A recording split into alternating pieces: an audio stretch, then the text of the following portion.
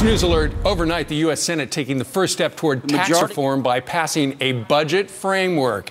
Yet some economists say that tax plan won't do anything unless the next Fed chairman does a few specific things. Here to break it down is Daniel Geltrude. He's a business and finance expert. He joins us live today.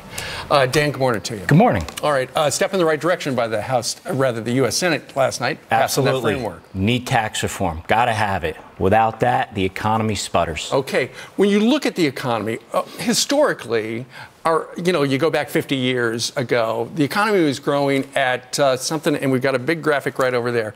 3.3% was the economic growth rate in America between 1947 and 2013. And now it has slowed way down. Obviously, one of the ways we've got to do things, because it's only been 2.1% since 2013, is good economic policies. And the Fed head is the person who has a lot to do with that. Yes. They're the face of the central bank, and that face needs to be a poker face. So really what it comes down to, steady hand at the helm. We need somebody who really understands the monetary policy, which the president has made very clear. It's about growth. How do we get it? Right. How do we sustain it? Well, the big question is when Janet Yellen's term expires, will the president appoint her for another term, or will he get rid of her? Because when he was out on the campaign trail a year ago, he said, if I'm elected, most likely I'm going to replace her. Do you think that's a good idea?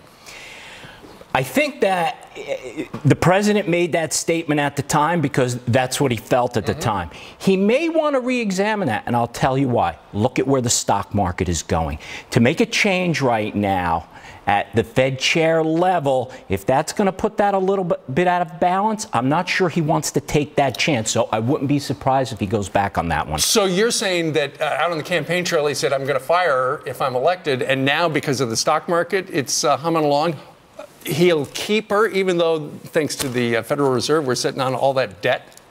I think so, because we're talking about $5 trillion worth of building wealth since he's become president. That's significant. So we could look at this situation and say, hey, if it ain't broke, don't fix it. He may step back from that. Wouldn't surprise me, Steve. Interesting. If he were going to replace her with somebody, one of the names that we've heard a number of times is Gary Cohn, the guy who used to be at Goldman Sachs, real smart guy when it comes to money stuff. Think that's a possibility? It is possible, although lately, in the horse betting, he's kind of fallen behind. He was one of the real favorites related to if tax reform goes through, he may very well be the guy, but not so sure now. All right. Dan, thank you very much for joining us. Thank you, Steve. All right. Have a good weekend. All right.